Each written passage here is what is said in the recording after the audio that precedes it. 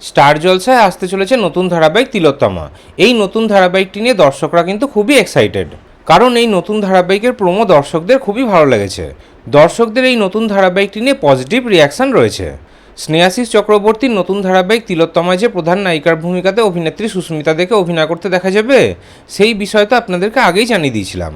আর এবার আমরা ধারাবাহিকের প্রোমোতে দেখতে পেলাম যে এই নতুন ধারাবাহিকে সুস্মিতা দেকে ডবল রোলে অভিনয় করতে দেখা যাবে। আর এই নতুন ধারাবাহিকে তার বিপরীতে প্রধান নায়কের ভূমিকাতে অভিনয় করবেন নতুন অভিনেতা সৌম্যদীপ দত্ত। ধারাবাহিকের প্রোমো আসার পর থেকেই তো দর্শকরা জানতে চাইছে যে এই নতুন ধারাবাহিকটি কবে থেকে শুরু হবে। তারা আর এই নতুন ধারাবাহিকটি দেখার জন্য অপেক্ষা করতে পারছে না। তাদের জন্য কিন্তু খুবই বড় আনন্দের খবর রয়েছে। খবর পাওয়া যাচ্ছে যে এই নতুন ধারাবাহিকের শুটিং ইতিমধ্যেই শুরু হয়ে গেছে।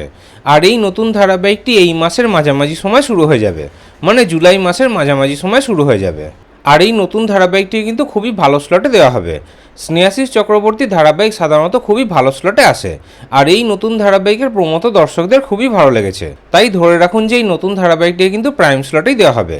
রাত 8:30 স্লটের নতুন ধারাবাহিক তিলোত্তমা আসার সম্ভাবনা সবথেকে বেশি, মানে বিদ্যা ব্যানার্জি ধারাবাহিকের স্লটে নতুন ধারাবাহিক তিলোত্তমা আসার সম্ভাবনা সবথেকে বেশি। এছাড়া অন্য কোনো স্লটেও এই নতুন ধারাবাহিকটি আসতে পারে, যেমন সন্ধ্যে 6:30 স্লটে এই নতুন ধারাবাহিকটি আসার সামান্য সম্ভাবনা রয়েছে। এছাড়া 7টা থেকে 9টা অবধি যে কোনো প্রাইম স্লটেই নতুন ধারাবাহিকটিকে দেওয়া হতে পারে।